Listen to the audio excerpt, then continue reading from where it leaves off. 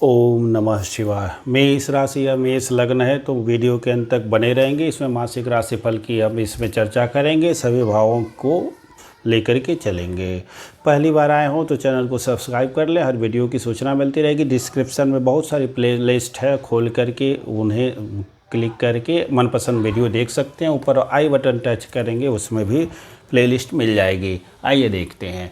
मेष लग्न है, लग्न को वरीयता देंगे। दूसरे नंबर पर राशि यदि मेष है तो उसको वरीयता देंगे। कोई और राशि हो तो उस वाली वीडियो को देख करके और एवरेज फल लेंगे। मेष के लिए देखिए ग्रहों की स्थिति है, मंगल यह है, पूरे माह यहीं रहने वाले। सूर्यदेव यहाँ पे नीच चल रहे हैं और लेकिन पंचमेश होकर के नीच हैं और ये 16 तारीख को आ जाएंगे अष्टम में। तो दो फलादेश होगा, एक से आज से लेकर 16 तक और उसके बाद 16 से लेकर के माह के अंत तक। बुध का अभी 2 तारीख तक यहाँ आए हैं और बहुत तेज़ी से भागते भागते ये भी जो है 22 तारीख को अष्टम में चले जाएंगे। और 16 नवंबर को परिवर्तन हो गया। 21 नवंबर को गुरु देव का राशि परिवर्तन हो जाएगा और एक माह पहले ही गुरु अपनी अगली राशि का फल देना शुरू कर देते हैं। तो एक तरह से गुरु का फल अब एकदम, इसीलिए हमने बॉर्डर पे ही इनको लिखा है। दशम और एकादश के, एकादश गोचर गुरु का होगा, परिवर्तन होगा, राशि परिवर्तन गुरु का अलग से लेके आएंगे। इसमें देखते हैं अब क्या रहेगा। हेल्थ आपका अच्छा रहेगा। अब सूर्यदेव आगे निकल चुके हैं, मंगल से काफ़ी अस्त हैं तो भी, तो अब प्रभाव अच्छा है कि अब पहले यदि थोड़ा बहुत हेल्थ बिगड़ा होगा तो अब हेल्थ सुधर जाएगा, कोई दिक्कत नहीं रहेगी। और ये एक तरह से यहाँ देखिए सूर्य नीच के थे तो भी नीच भंग राजयोग बना हुआ था। कैसे? तो लग्न से जो मंगल थे केंद्र में थे, इसी कारण आपको इस सूर्य की नीचता को कोई विशेष दुष्परिणाम नहीं मिला, बल्कि लाभ मिल गया होगा। दुष्परिणाम होगा किसको? तो किसको मिलेगा? साथी को। यदि आपका प्रेम प्रसंग चल रहा होगा तो इस बीच में प्रेम प्रसंग टूट गया होगा, या स्थिति ये भी आई होगी कि साथी से झगड़ा झंझट हो गई हो, या स्थिति ये आई हो कि साथी से दूरी बन गई हो, चाहे काम के कारण दूर चले गए हों या साथी के परिवार में कोई दिक्कत हो और साथी वहाँ चला गया हो। साथी के परिवार में भी दिक्कत हो सकती है, जैसे पत्नी है तो उसके ससुर वगैरह परेशान हो सकते हैं। और यहाँ से देखिए शनि की दृष्टि यहाँ पे थी, तीनों ग्रह पीड़ित थे। सप्तम भाव बुरी तरीके से चरमराया हुआ था, तो साझेदारों से भी झगड़ा अनबन आदि हो गई होगी। वो सब अब सुधरने के योग रहेंगे कुछ हद तक।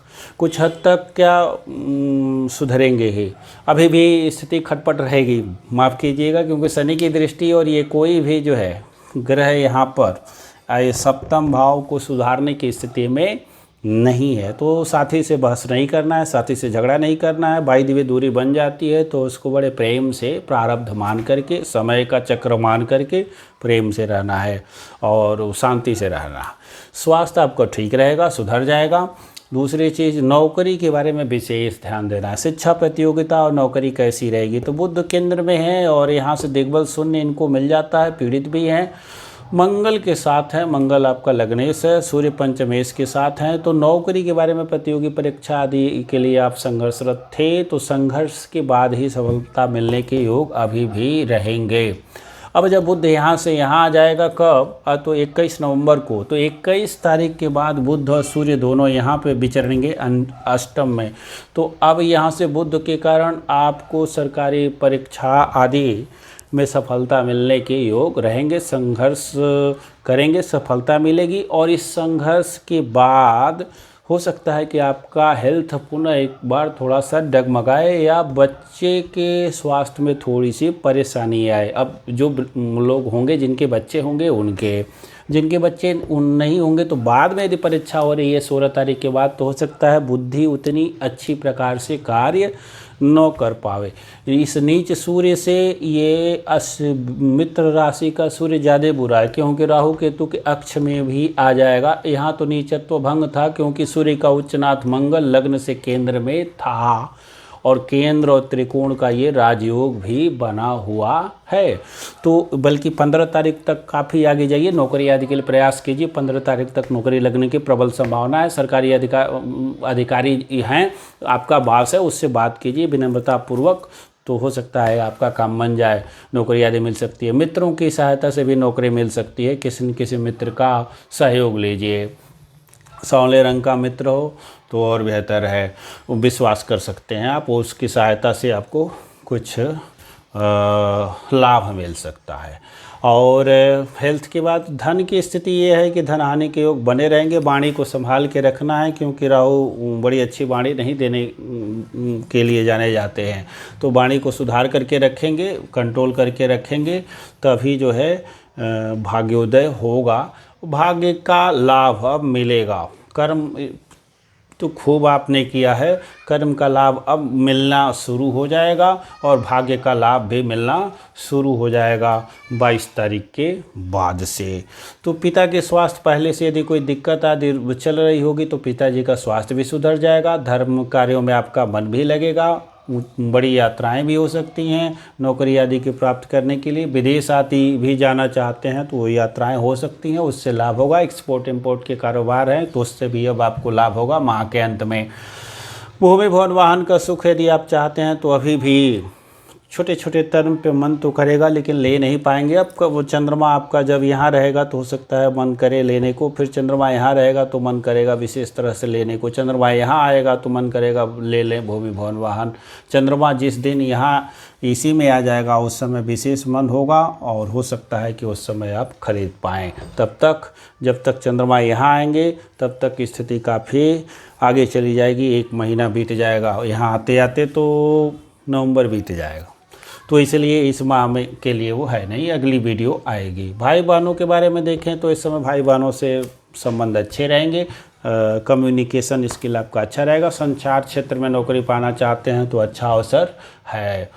और खर्चे थोड़ा सा अधिक हो सकते हैं, अपव्यय हो सकता है। किस पे हो सकता है? कहीं वाहन खरीदने जाएं तो पुराना वाहन मत खरीदिएगा, और भूमि वगैरह खरीदने जाइएगा तो कोई अच्छे से पेपर वगैरह जांच लेने की ज़रूरत है, विवाद में पड़ सकते हैं। माताजी के स्वास्थ्य को लेकर के अभी भी सावधानी रखनी है। और कब कब रखनी है? तो जिस दिन चंद्रमा यहाँ के नीच हो जाएगा राहु केतु के अक्ष में, यानी 5 दिन बाद, 6-7 दिन बाद, 8, 9, 10, 11 के आसपास माताजी के स्वास्थ्य में बिगाड़ भी हो सकता है। तो उसको उस समय भी थोड़ा सा सावधान रहने की ज़रूरत रहेगी। और यदि माताजी ज़्यादा उम्र की हैं तो और सावधान रहने की ज़रूरत रहेगी। संतान आदि के लिए प्रयासरत हैं तो माह के अंत में योग बनेंगे। जब गुरु 21 तारीख के बाद यहाँ पे गोचर करेंगे तब संतान के लिए अच्छा अवसर होगा। और बड़े निवेश करना चाहते हैं उसके लिए भी अच्छा अवसर होगा। शेयर मार्केट आदि के लिए लाभ दिलाने के लिए वो अच्छा अवसर होगा, वहाँ से आपको लाभ प्राप्त होगा। और विवाह करना चाहते हैं तो उस समय भी आपके लिए अच्छे योग बनेंगे। वैसे तो लग्नेश यहाँ आया है और गुरु 22 तारीख के बाद है तो कुछ हद तक स्थिति बनेगी। 22 तारीख के बाद प्रयास करेंगे तो हो सकता है विवाह तय हो जाए। और ये स्थितियाँ रहेंगी। और देखेंगे कि यात्रा आदि करते समय सावधान रहेंगे, कहीं चोट चपेट आदि न लग जाए। राहु केतु का एक्सिस 6 भाव भी सक्रिय दिख रहा है इसीलिए। और विवाह आदि, वसीयत आदि, हाँ, सूर्य का भी गोचर माह के अंत में ही हो जाएगा। सूर्य और केतु तो ज्वर जनित रोग हो सकते हैं और तीव्र ज्वर हो सकता है। और सरकारी अधिकारियों से आपके बात से खटपट हो सकती है, विरोध हो सकती है, अपयश हो सकता है। पिता के स्वास्थ्य में परेशानी हो सकती है, तो इसके लिए बच्चों के स्वास्थ्य में परेशानी हो सकती है, तो माह के अंत में उससे सावधान रहिएगा। प्रेम संबंधों को भी बचा के रखिएगा। प्रेम संबंधों को अभी विवाह में बदलना चाहते हैं तो यहाँ मन तो करेगा। लग्नेश और सूर्य एक साथ आया है, बुध भी यहाँ पे बैठा है तो काला वगैरह हो सकती है। अभी उसमें गुरु को यहाँ आने देने की ज़रूरत है और सूर्य को कम से कम यहाँ से निकल के इधर, यानी अगले माह कोशिश करने की ज़रूरत है। अभी किसी तरह से आगे ले चलने की ज़रूरत है। प्रेम संबंध अभी विवाह में बदलने के लिए उचित अवसर नहीं रहेगा। शत्रु वगैरह हैं, कोर्ट केस कचहरी वगैरह है, माह के अंत में सफलता मिलने के योग रहेंगे। मतलब वहाँ से आपके पक्ष में इनिशिएटिव आना शुरू हो जाएगा माह के अंत में। और लगभग अच्छी स्थिति रहेगी। फिर अगली वीडियो में मिलते हैं। कुछ सारी चीज़ें तो लगता है हो ही